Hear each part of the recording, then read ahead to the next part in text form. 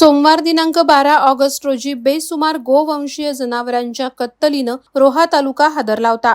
तालुक्यातील सानेगाव आणि यशवंतखार येथील जंगल परिसरात तब्बल 7 ते 8 गोवंशीय जनावरांची अमानुषरित्या कत्तल करण्यात आली होती। त्यानंतर या जनावरांचं मांस घेऊन आरोपी फरार झाले होते। या घटनेनंतर गोवंशीय जनावरांचे अवशेष आणि रक्तबंबाळ अवस्थेत गोमातांना पाहून परिसरात संतापाची लाट उसळली होती। लवकरात लवकर या क्रूरकर्मी आरोपींचा शोध घ्या, अन्यथा जनता रस्त्यावर उतरेल असा इशाराही यावेळी देण्यात आला होता। यानंतर रोहा पोलिसांनी आपली तपासाची सूत्र वेगात फिरवली आणि अवघ्या काही तासात दमदार कामगिरी करत आरोपीच्या मुसक्या आवळल्या।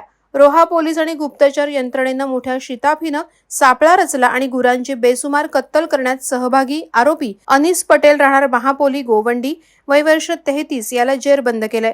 या प्रकरणात एका आरोपीला पकडण्यात पोलिसांना यश आलं असलं तरी अन्य आरोपी फरार आहेत। रोहा पोलीस त्यांचा युद्ध पातळीवर शोध घेत आहेत। दरम्यान रोहा पोलीस निरीक्षक देवीदास मुपडे यांनी रोह्यातील नागरिकांना आवाहन केले की जनावरांच्या मालकांनी गुरांची योग्य काळजी घ्यावी, त्यांना गोठ्यात सुरक्षित ठेवावं, चरायला नेताना त्यांच्यावर लक्ष ठेवावं, ज्यामुळे गुरचोरांवर वचक बसण्यास मदत होईल। दिनांक 12/8/2024 रोजी रात्रीला ही घटना घडलेली आहे यशवंतखार आणि सानेगाव परिसरामध्ये। त्यामध्ये त्या घटनेची माहिती मिळताच जे आहे आम्ही तात्काळ कारवाई करत जे आहे त्यामध्ये गुन्हा नोंद केलेला आहे। गुन्हा नोंद करून आम्हाला काही तांत्रिक मदती आणि तसंच गोपनीय माहिती काढून आणि खबऱ्यामार्फत जे आहे तो एक अनीस पटेल नावाचा आरोपी जो आहे महापोली गोवंडी या भागातून आम्ही त्याला ताब्यात घेतलेला आहे।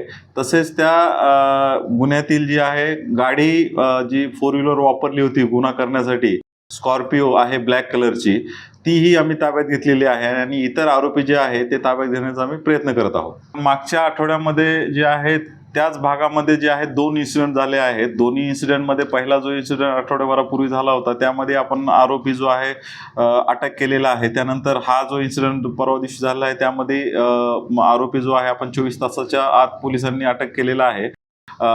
परंतु अद्याप दोन्ही गुन्ह्याचा तपास चालू आहे। तपासामध्ये अद्यापपर्यंत तरी कुठल्या स्थानिक माणसाचा किंवा इतर सहभाग असावा अद्याप तरी आमच्या पोलीस तपासामध्ये निष्पन्न झालेलं नाही किंवा निदर्शनास आलेलं नाही। वादळवारा लाईव्हसाठी अक्षय जाधव, रोहा।